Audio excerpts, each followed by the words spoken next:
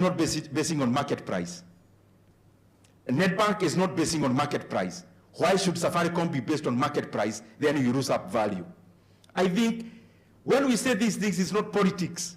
It is about Kenya getting an extra 150 billion to build more roads to prosper Kenya and our systems. The very last thing I want to announce to all of you here is my brothers and sisters. What we did in Keharo in terms of launching a program of learners paying 500 shillings per term. It is the journey towards totally free basic education in Kenya. And we are going to make it happen.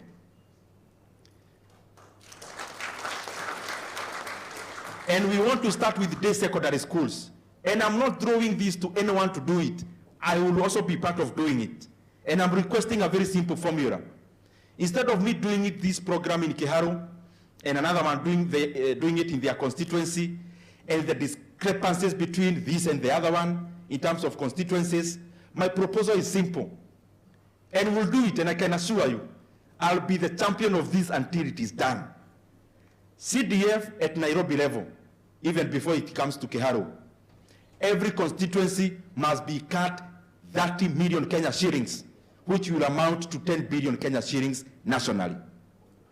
We put that money into a kitty we are going to call day secondary school kitty. The governors in the equitable share to also contribute 10 billion Kenya shillings.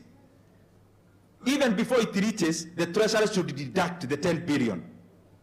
The national government, and especially the Ministry of Education, to also rearrange their budget and raise an extra 10 billion Kenya shillings.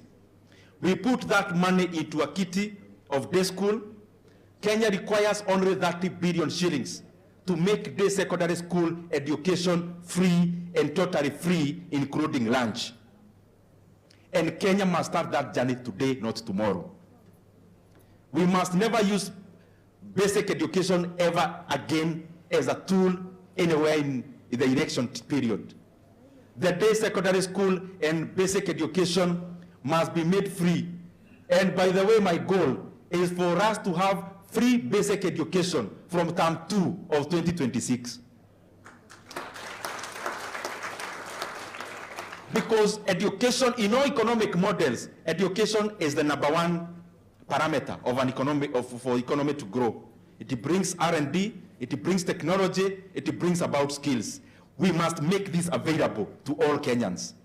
And I can guarantee you, whether I'll be alone as a member of parliament, I'll do it and it will happen. Thank you very much. Mheshimiwa,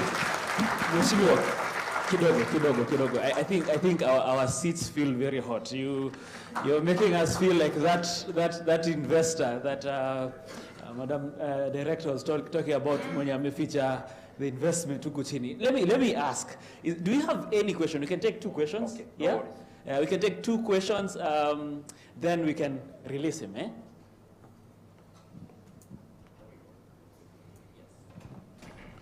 Wow, I can only say that. Let me stand. So first, I think as a trustee, it's kind of creating a disruption in my thinking on what risk is.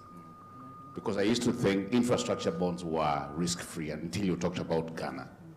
And then the question of passive versus ownership, yes, as a big principle. I think that's what I would say really landed with me.